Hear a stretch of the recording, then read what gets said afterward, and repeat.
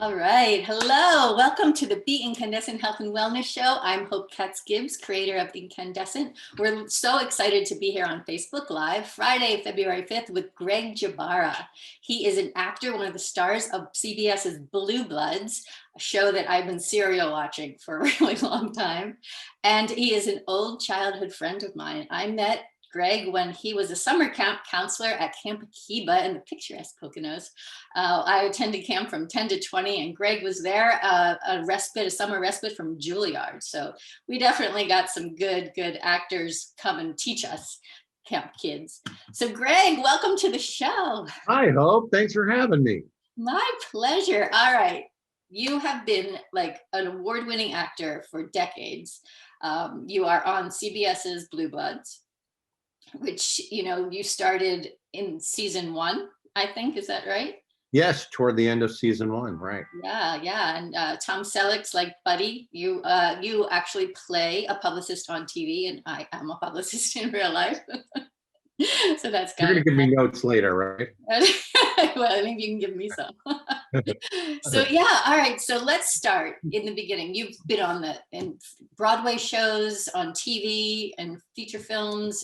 Just a remarkable career. So tell us about your career now, and then I'm going to take you backward. Well, the Blue Bloods thing, I kind of feel like I've sort of had the dream trajectory. Years and years of theater, and then you suddenly get some recognition, and then suddenly an offer comes to do a television show that originally, when Blue Bloods was announced that it was going to be in production in New York City, I was doing Billy Elliot on Broadway at the time, and had just garnered a lot of recognition for the entire show. It was very high profile. Tom Selleck and I first met 25 years ago shooting the movie In and Out. And when we were wrapping up that film, he had said to me, he goes, you're funny and you're really talented, and I have a production company, and we'll definitely be working together again one day. And that was just good for the ego, just to have Magnum PI say, hey man, you're the thing. But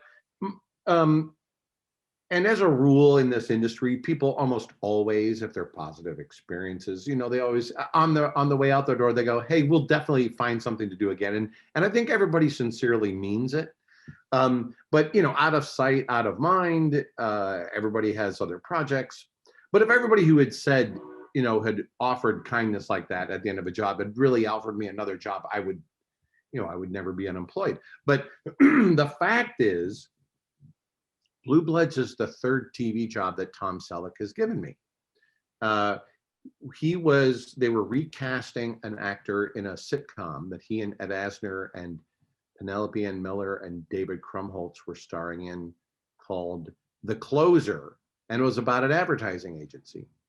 And they had a guest star who didn't work out on his first day. And at the end of the first day, they brought in a handful of actors to quickly replace this actor. And I was one of those 5, and Tom was in the room, and it was the first time I'd seen him in person since we had done In and Out together in New York. So he ended up hiring me. He was he was one of the stars of the show, and he was in the room for the audition. So obviously he had an opinion about the casting. But I got that. He gave me that job, and then we did another single camera comedy called Touch 'Em All McCall that Jay Tarsis wrote, father of the late Jamie Tarsis, who sadly recently passed away, who was an ABC head. And that was just a pilot. I had a recurring character on that. We only shot the pilot, and it never got picked up. And then they announced that Tom Selleck's going to be in this big new cop show that's coming to New York, and I'm thinking, oh, I'll definitely get at least a guest star role on this if it's Tom's show. So, it's the summer of 2010, and they're starting casting and early casting for they start shooting in July. And I think I auditioned for 3 different characters, 3 different episodes. Never once was Tom in the room. There'd be the casting directors, whoever was directing that episode, and the writer of that episode. But Tom was never there. and they were fine auditions. I mean, they really were, but none of them came to fruition. And I thought, oh, the honeymoon's over. You know, either the casting director didn't make that extra, hey, by the way, this is Tom Selleck's friend, or whatever. And I thought, okay. And then it came toward the end of season 1, and my agent calls and says, apparently there's this character that Tom Selleck wants you to play on the show. It's just 2 episodes. It's the second and third to last episode of the season. But you're requested. But the producers were wondering if you wouldn't mind coming in tomorrow and just, doing a reading for them. And I'm the first guy to do a dog and pony show, especially for creative people who I don't personally know, because I think being in the room and pressing flesh and showing the people who you're going to work with that you're somebody they want to work with is more important than anything, really, in getting a job. So you bet I would go, but unfortunately, not only did I have a cold and was I doing 8 shows a week on Broadway, the next day was the day we were doing a put-in rehearsal for one of our new Billies, and it would be his first time his Broadway debut that night. And the father, the character I played, and Billy spend a lot of time on stage together, and it's very emotionally charged, and it's very physically complex. There's a lot of combat and a lot of safety issues, and it's important. It was important for me to be there for that Billy, for his Broadway debut, just for his own peace of mind, and know that I was there supporting him. So I had said, I can come in the next day and read for you guys, but I can't come tomorrow. I have to be at this rehearsal, and I'm sick, so I sound horrible.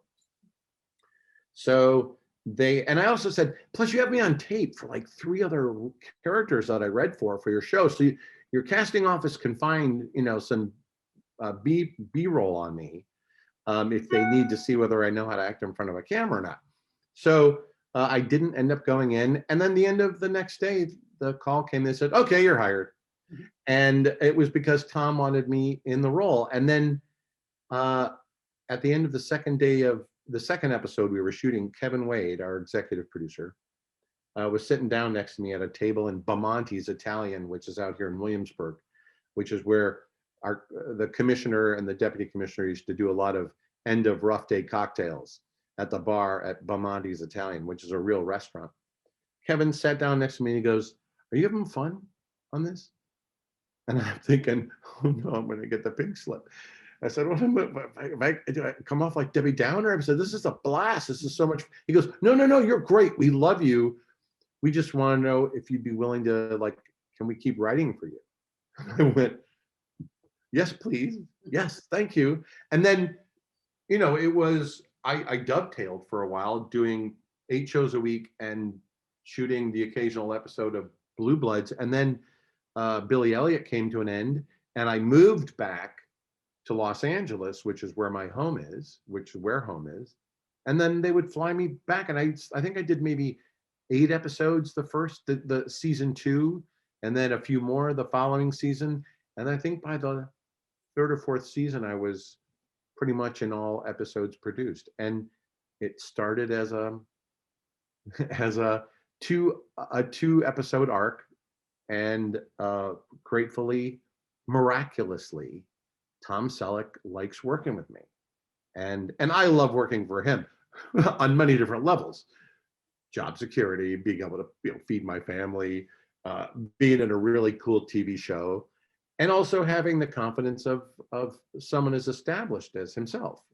It's it kind of checks all the boxes for feeling good about yourself as an artist, and grateful to be a working actor, especially in New York right now, where I call it survival guilt, because the Broadway community has just been devastated because of the pandemic. And I just think of how lucky I was that I was already on this show when this pandemic hit, and that CBS and our union worked so hard to figure out a way to allow us to go back to work safely.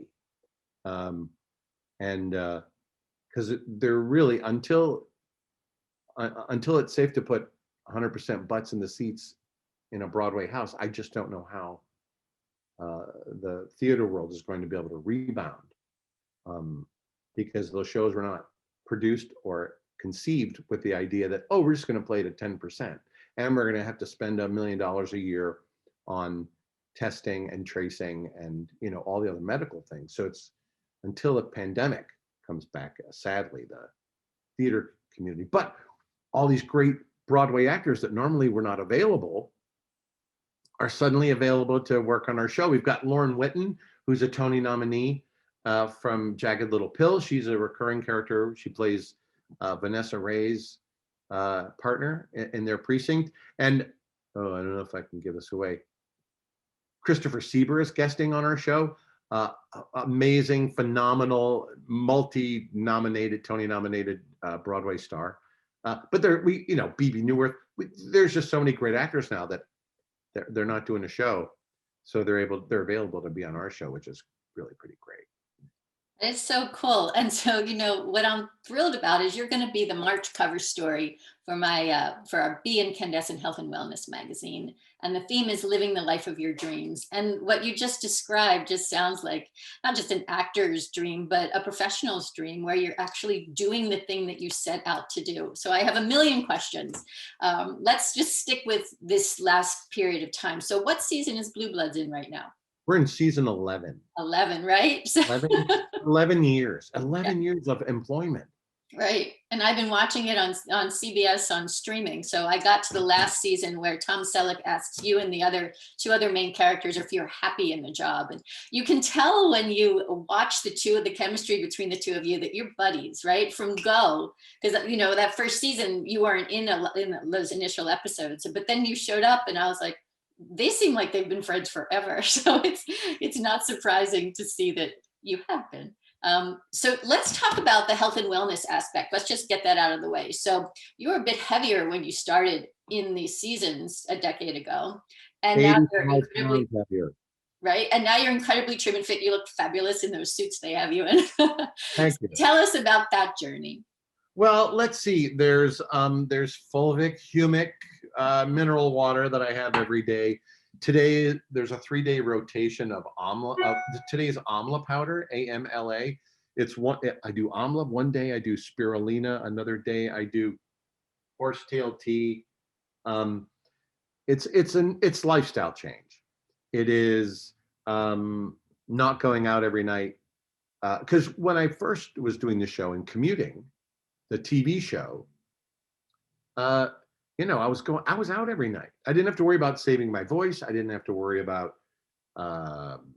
really what I looked like, or I wasn't doing 8 shows a week. It was really easy to get up, you know, sleep deprived and do your job as a TV actor. And it just promoted just horrible dining and healthcare habits. So it was just time for me to turn it around. There literally was, well, it was a series of things. A couple of big gooses were unsolicited advice.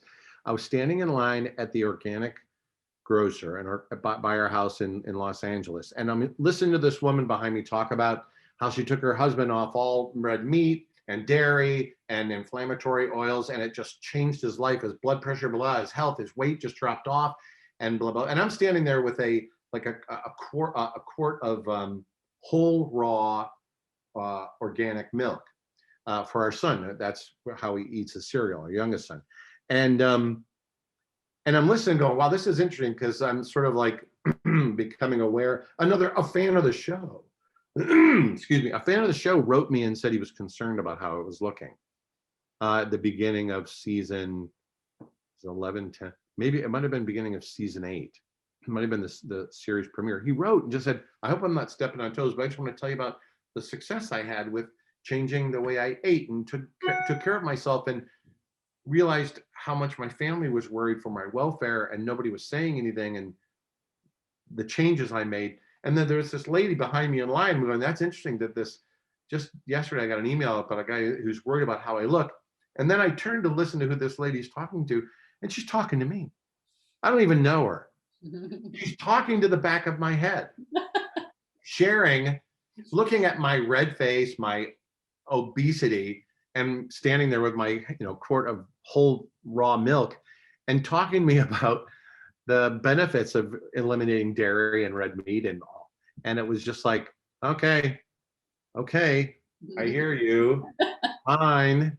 And then dear friends passed, and I realized that a lot of people don't have the luxury of having a healthy vessel to take care of. They're constantly combating issues, and how selfish it was of me to be killing myself, basically, not respecting myself. And so my whole family, my wife, my kids, we hired a nutritionist. Everybody got on board, and my youngest son even said, and not to throw the gauntlet down, he just goes, "Dad, I'm just not sure you're going to be able to do it." And it was like, I love that boy for his candor, brutal as it is, but it also motivated me. And here we are going into my third year of successful lifestyle change. And oh, sure, I miss martinis, and yes, I miss, porterhouse steaks and things like that. But the benefits, the immediate benefits of how I feel and how I look and feel about myself, the change was so immediate that it was not difficult to stay the course. And I had a family that was doing it with me. My wife lost over 40 pounds. Our oldest son lost as much weight as I did. And he's 6'4". So he went from looking like a football player to a matinee idol. And he had actually done it. He was another motivator of mine, a bit of a North Star. He in 11th grade, maybe, he just got tired of how he looked and asked if he could hire a trainer and change his appearance for himself. And I'm watching what he did and the hard work that went into changing how he looked. And that was before we had the nutritionist. And I thought, man, what kind of role model am I? I'm just a sloth here while my kid's showing me the way. So there was a lot of great motivation and support that helps. And then now, because of COVID, I'm living in an apartment, not in the Edition Hotel, which is really swank and had some of the sickest, most amazing food in room service.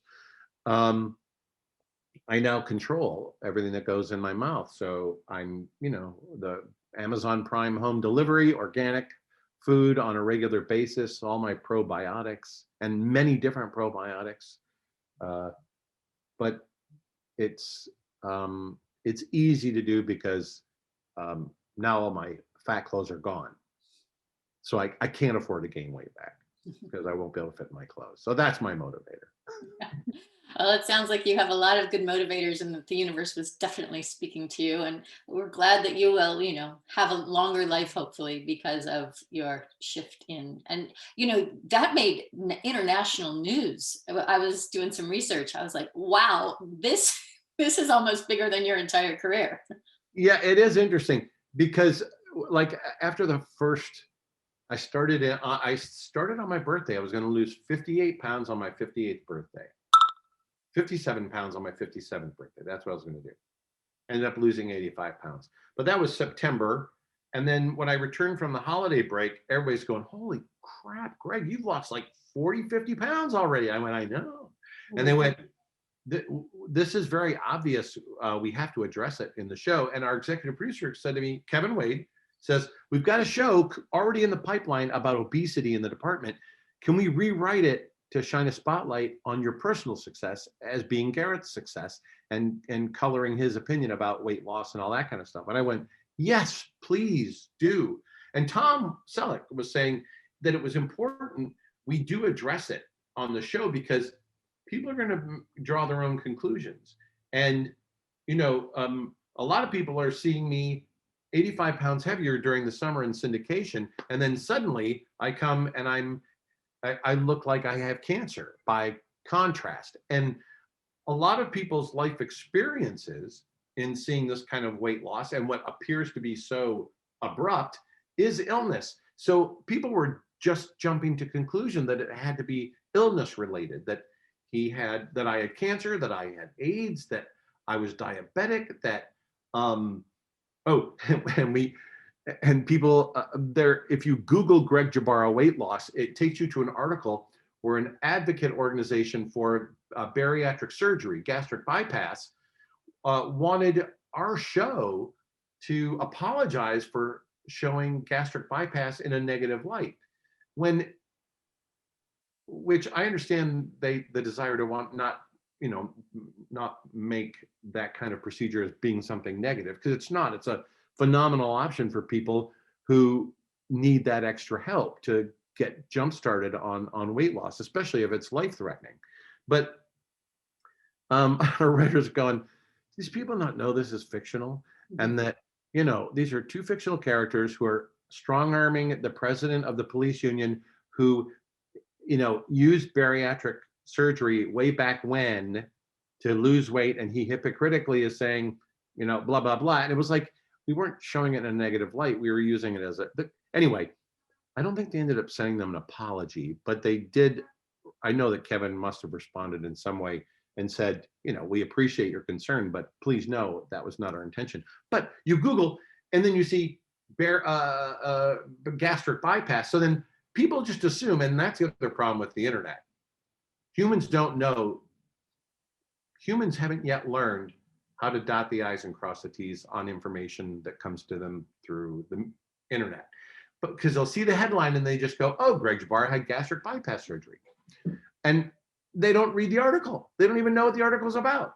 But because they search it, that's the first thing that comes up. They just draw that conclusion. So there's a lot of misinformation about the hard work and discipline and big time lifestyle change. But it wasn't bariatric. I didn't have gastric bypass surgery. I just changed what I put in my mouth. And that is the first article that came up when I searched. So yeah. I'm glad that you have had the opportunity to clarify and talk about the importance of having a healthy lifestyle, not just for because you look better, but because it makes you feel better and tend to live longer. So especially in this era of COVID, when people are really struggling, and that's a go-to. Yeah, if I were to contract it with 85 more pounds on me, yeah, I'm very grateful. Yeah, and I, you consume a lot of really great foods. It's also an education, changing your relationship with food and understanding food and what it does and how it works, and the logic behind why you should and should not eat certain things. Our nutritionist, Lily Padilla, and she's at www.lilypadilla.com. She goes, we had to send her all of our physicals, our blood work, everything. And she literally crafted each family member's regimen based on our individuality. None of the four of us, we all had different goals. We all had different bodies and different ways of dealing with different types of foods. And she, tailored it all specifically to us. So it's not like, one size fits all. It did require and does require a lot of constant, education, staying on top of what's available, and then also just coming up with new recipes to keep things interesting, because you can only eat, anti-inflammatory soup stew with, a splash of coconut yogurt and daikon radish maybe 2 times a week without adding some other flourish to it, So it's also about variety and change, and also allowing yourself the occasional cheat day. Those are welcome when they come along. But yeah, like today, I'm staring at 3 liquids here in front of me, which is kind of my daily life. It's very impressive. It's the discipline to do it. And also, I loved how you said earlier on that it was about self-love, loving yourself, respecting yourself and your vessel that you're here with. We talk a lot about that in the articles on Be Incandescent Health and Wellness magazine, because, it's not just about what's on the outside. It's very much on the inside. Ayurveda is a beautiful ancient Indian practice that does exactly what you said, depending on your dosha, what your body type is. And nutritionists are spectacular about catering to that. But so thank you for talking about that. That was really wonderful. I want to talk also about your career. So this is the issue where we're talking about living the life of your dreams, right? Even when you're challenged. We said right before we went on live that So I want to clarify, you're there shooting blue bloods and they put you up in this place in New York. So you're in Brooklyn. So that's why you're in this place, and home is with your three kids and your wife in Los Angeles, which is Yeah, well, my wife has three kids. We have two boys. My wife has three boys, me and Zach and Aiden. But yeah, we live in Los Angeles. Yeah. sorry. Our oldest is actually away in college in Prescott, Arizona, studying to be a commercial pilot. And then our youngest is in 11th grade at Pali High. But he's home. It's all virtual. Right. Yeah. Yeah. Everybody's all virtual, Yeah. which is Yeah. good. And like Yeah. there's silver linings, right? So It's, take us back. So you know, you didn't grow up in California. You take us back to the beginning when you were a little kid in Michigan. And did you dream of being an actor when you grew up? Was that your goal? Go back to the beginning and take us along for the ride. well, I grew up. I grew up in Westland, Michigan, which was named after a shopping mall that was the West Satellite Mall for Hudson's department store in Detroit. And they built Northland, Eastland, Southland, and Westland malls. And then they zoned the area in Nankin Township around Westland Mall. They called it the city of Westland. So I grew up. It's kind of it says a lot about the era that I came from. I was born in '61, and in the heyday of shopping malls and the baby boomers, and where people were happy to pay taxes for great public school systems. And I went to a public school system that offered everything. We're talking everything you could possibly want to explore. It was available to you. I don't know how I got selected to be part of the gifted program during the summer, for between fourth and fifth grade, or fifth and sixth was the first year. We ended up burning a hole in the blacktop in an attempt to make our own gunpowder, which we were allowed to do. Then back then you could get saltpeter, sulfur, charcoal powder, and make gunpowder. Through your school science department. A little terrifying, but true. But we had the band. There was band, there was choir, there was student government, there was every possible academic, science, media discipline. I learned photography thanks to Mr. Marmon, and I was a media nerd. What was I was the kid that would jump out of class and get the cart that would bring the slide projector or the film projector, and knew how to run them all, even in elementary school. And then, and I was in everything. I was in everything. I played sports through ninth grade, JV, everything. Never made varsity in junior high, but then broke my thumb in first couple of weeks of football practice. Had to wear a cast. Auditioned for the fall play, and kind of went, okay, I'm done with sports. And then went to a high school where, in junior high, we were going to see the high school productions. They would do a special daytime performance. All the junior highs were going. I remember going, oh, I want to do that one day, because they were amazing productions. Full fly loft, complete, all the Tams, Whitmark, whoever does the Broadway theatrical rentals where the drops are all rented. It was like big time, all the original costumes, so I did all the shows. We had a television studio in my high school. We had a radio station. We had a 60-member male chorus. In addition to the vocal ensemble, we had jazz ensembles and instrumental. I mean, it was there. And I was a percussionist in orchestra, a trombonist, and a tuba player in orchestra, marching band president. Yeah, I got to do everything and loved it. And then it was time for college, and it was like, well, I'm going to go to the University of Michigan because that's where my sister went, and that's where everybody either go to Michigan or Michigan State. And back then it was affordable, like $2,400 for the year for everything. We're talking your room, board, and tuition as an in-state student. This is '79, and I was going to be a theater major, and my parents said, no, you are not going to be a theater major. We want you to have a degree where you can feed yourself. So you're not living here at home when you're out of college. So how about a minor in physics and a major in communications? And you can learn how to produce television. They have that public access station there. It was U of M WUOM maybe. And I did, I got a apprenticeship there. I was working there, but I started auditioning for everything once I was school started, and they had the soft show, the sophomore, directed, produced, designed, everything by the sophomore students, non-departmental. It wasn't part of the theater program at the university.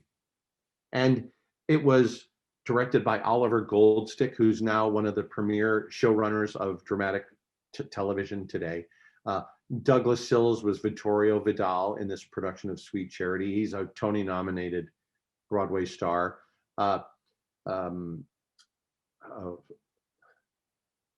This is the worst part. This is what 59 looks like. Beth Holmes is like one of the most prominent casting directors in Los Angeles. She was Charity Hope Valentine. The choreographers Sue Addison and Michelle Melkerson went on to found Impact Jazz Dance Company, and they asked me to be their male counterpart in that. So the three of us founded a dance company that's still in existence today. How many decades later? And then I realized, all the in my physics 101 courses that my fellow classmates were doing in their head right then on the spot, what required hours of studying for me to do every single night. And it didn't take long to go, oh, there's a whole other caliber of rocket scientist here.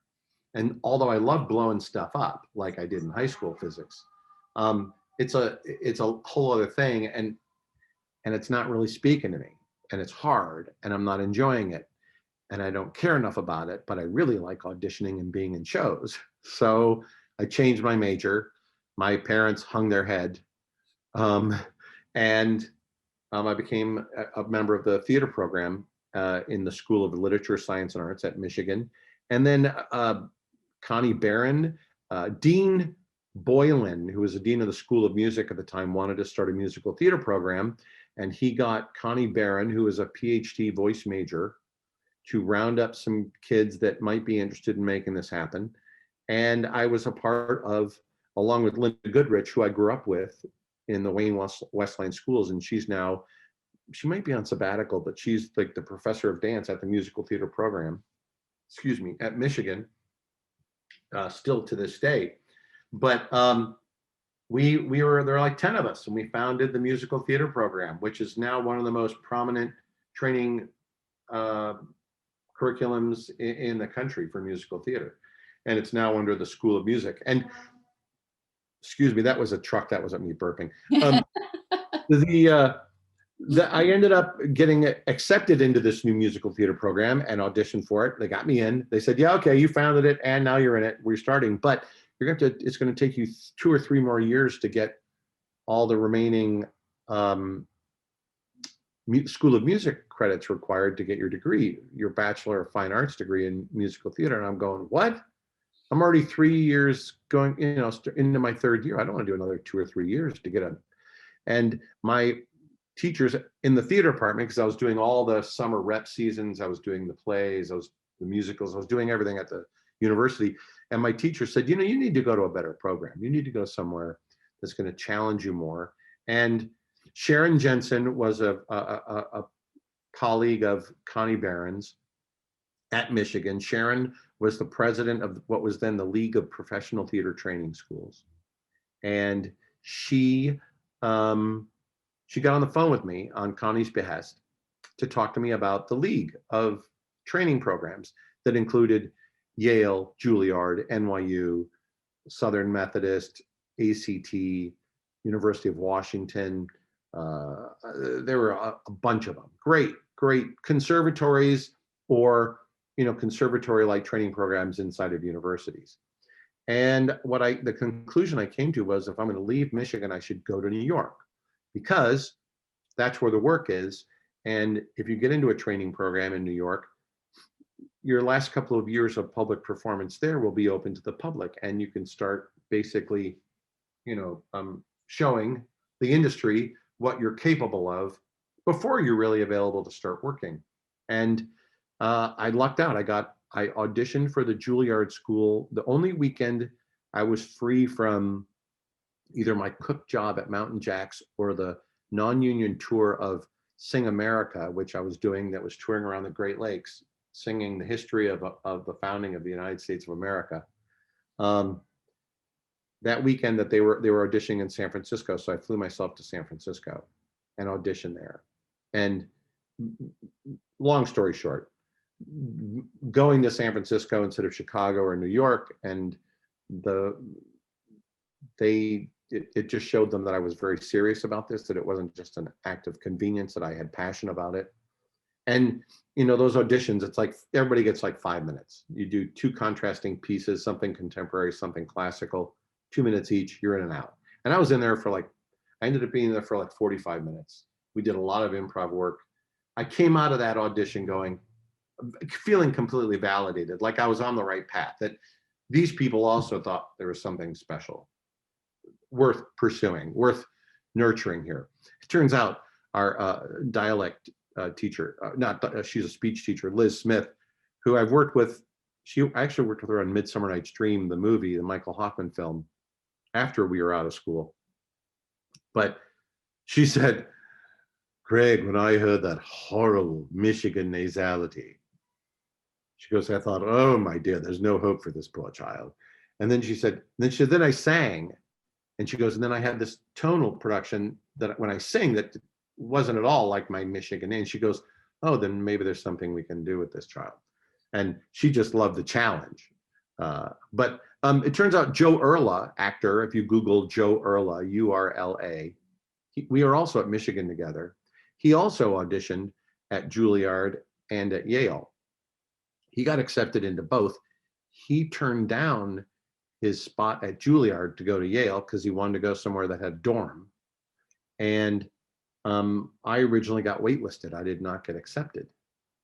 And then when we found out after the fact, way after the fact, when Joe Erla turned down his spot, I got in. So my pal, who I worked with in several productions at the University of Michigan, was looking out for me. So there's like this mafia, I call it the Michigan Mafia, Sharon Jensen at the top with the president of the league.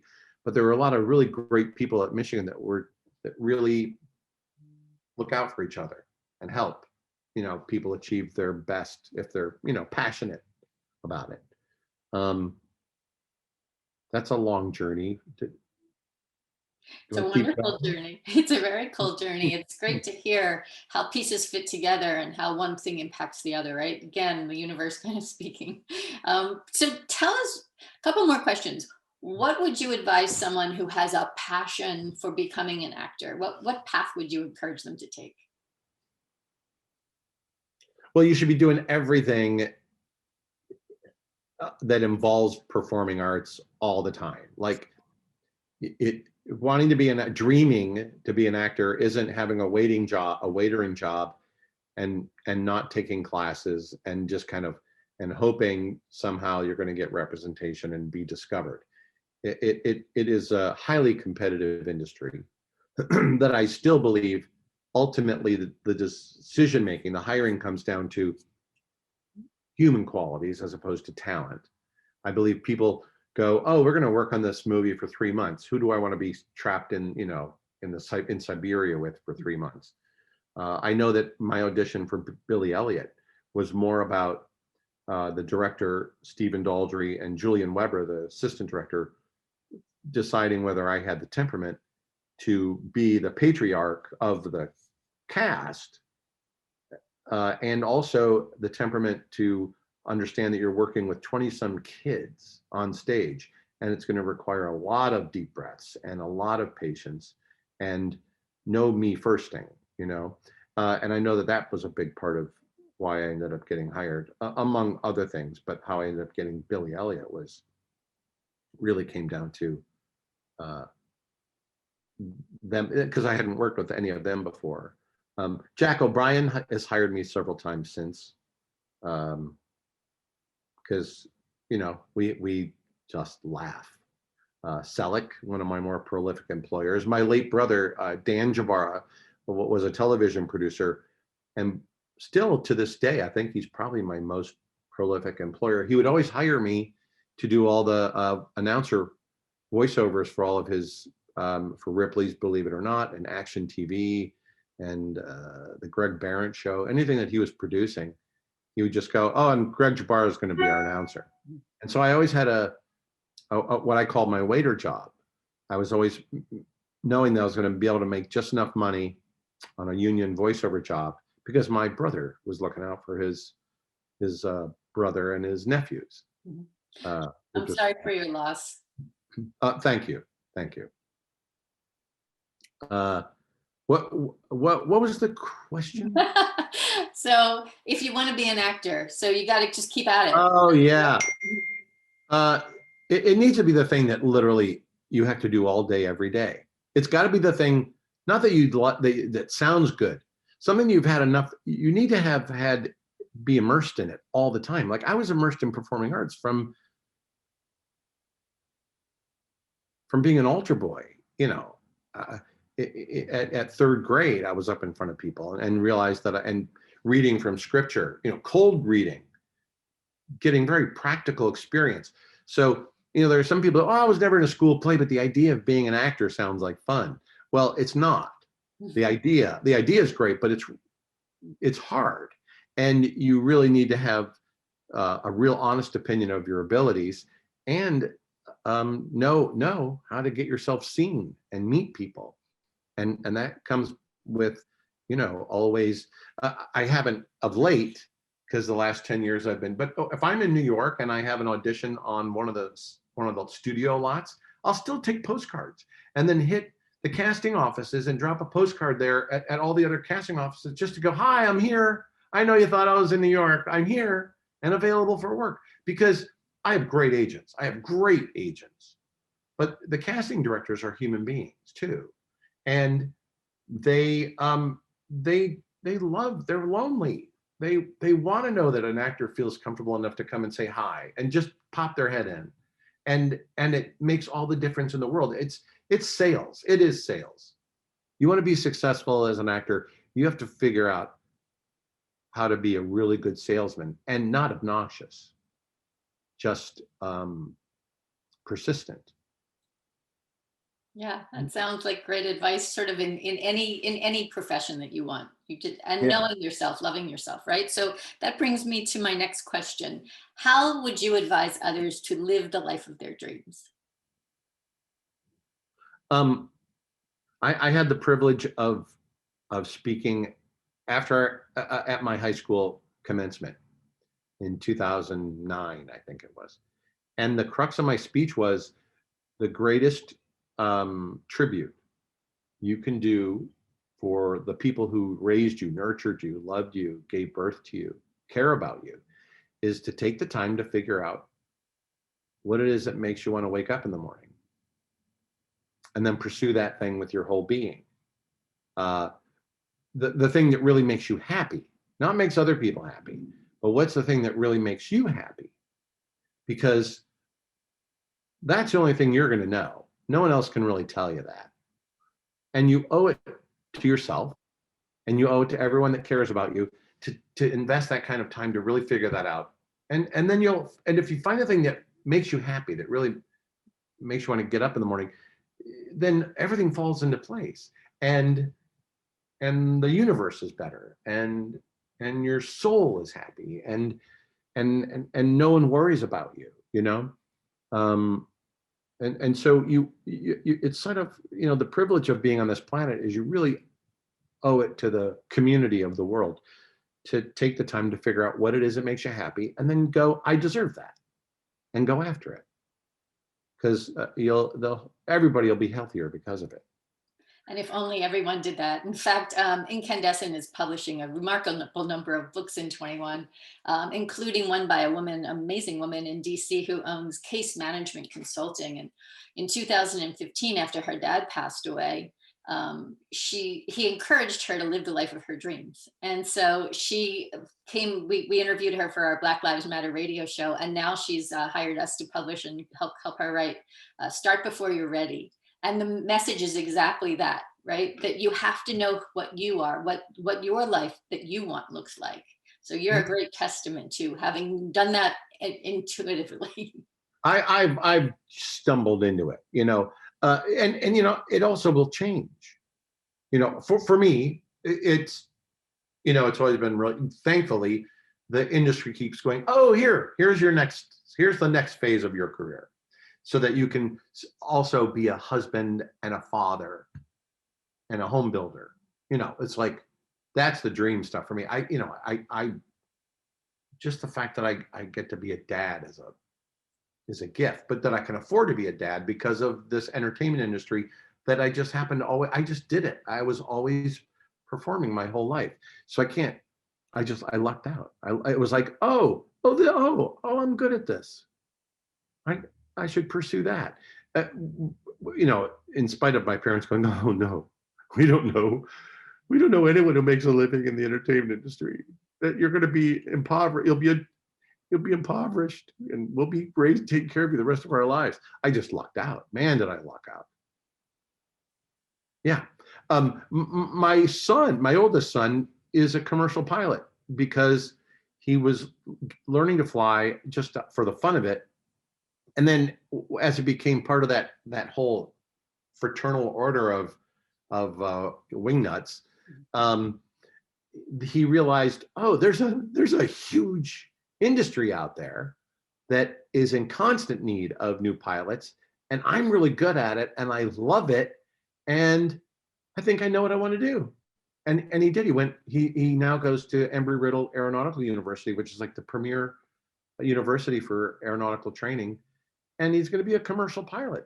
And although he may change, he may learn to love other things involved in aviation, but it's a perfect fit. And it was just because he loves aircraft, he loves race cars, he loves everything that guys like. But he went, oh, I can get a degree in this, and then I'll have a career immediately.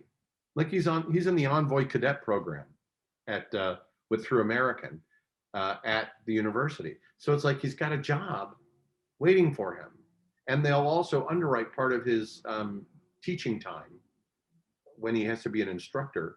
So it's like, I kind of feel like, oh, well, as a parent, you just go, thank you.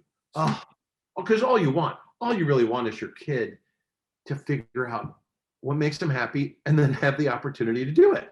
That's all you're hoping for, is that your kid is happy.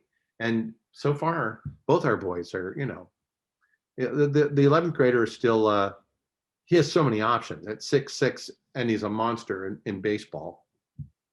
The upside to that was I got to design and build. I worked with a welder. I worked with a netting company, and we put a batting cage. Our driveway is gone. From the front of the house, the garage is now this real state-of-the-art batting cage. And I built him a pitching mound. And it's been great because Dad gets to build stuff that Aiden needs. And I get to feel like I'm a part of his journey And right now, he's, it's like we call it the dog run, because he's on virtual school, and he wouldn't leave the house if we didn't have. And he was on the sports program, the baseball program at the high school, and that's all gone right now.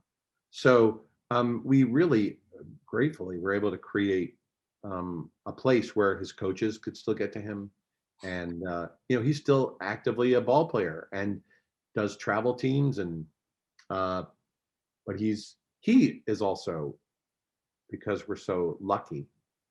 And my wife is so incredibly patient and smart and helps guide all three of us to our goals. We're happy. And isn't that the key, right? So I think we definitely have to have your wife come on the Truly Amazing Women show and talk about what it's been like. So tell us just a little bit about her, and then I have one final question. She's the most beautiful woman I've ever seen, and she had every waking moment. I'm challenged by the goals and not expectations, aspirations she has for me. To always, I'm a better person because of her, and that's not easy to find. I miss her terribly. I got to go home for 3 weeks for the holiday break, because I'm out here sequestered. We made the decision that I would just stay here, not commute, because I used to commute back and forth. I'd shoot 2 episodes in New York over about 10 days and then fly home for 2 weeks and then come back. And that just doesn't make any sense right now with COVID. So I'm here alone. But this stuff allows us to be much more connected. It makes it much more doable. I mean, we're all on, on a FaceTime chat, every night if we want, from Phoenix to California to here.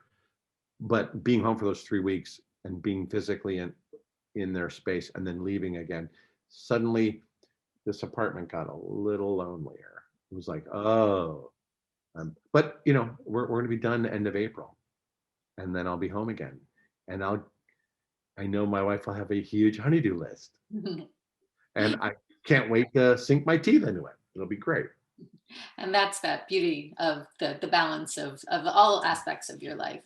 So the final question is kind of your handle, Omega Sun. I love how you've spoken about the importance of family in your life and how that balances you out and keeps you grounded. Talk a little bit about that. Yeah. So for those of you who don't know what a CB radio is, it was kind of the cell phone almost of the 70s, I would say. CB radios are a limited band radios that were primarily used by truckers in the trucking industry. But people started getting CB radios for their own cars, especially people that traveled a lot for work. So my dad's company, he was an insurance claims adjuster. It was Alpha Omega Services. So his handle, his CB handle was Omega Man. And then I had 3 brothers. There were 3 brothers and an older sister. So we were Omega Daughter, Omega Sun 1, 2, and 3. So I was Omega Sun 1. And when the internet came up and it was time for an email, and I went, oh, I'll resurrect my old CB handle, which is Omega Sun 1. So that's the history of Omega Sun 1. It's actually my original CB handle from back in the day. And it's an honor to your dad, it sounds like. Oh yeah, definitely. Yeah. Yeah, he still lives. Yeah. Still lives in through email. Although he was confounded by it.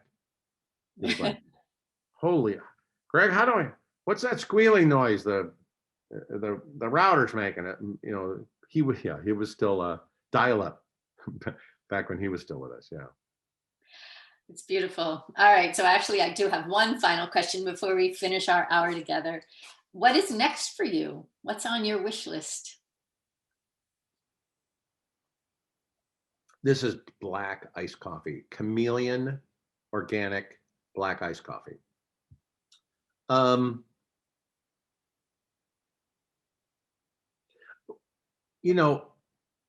going to be 60 in September.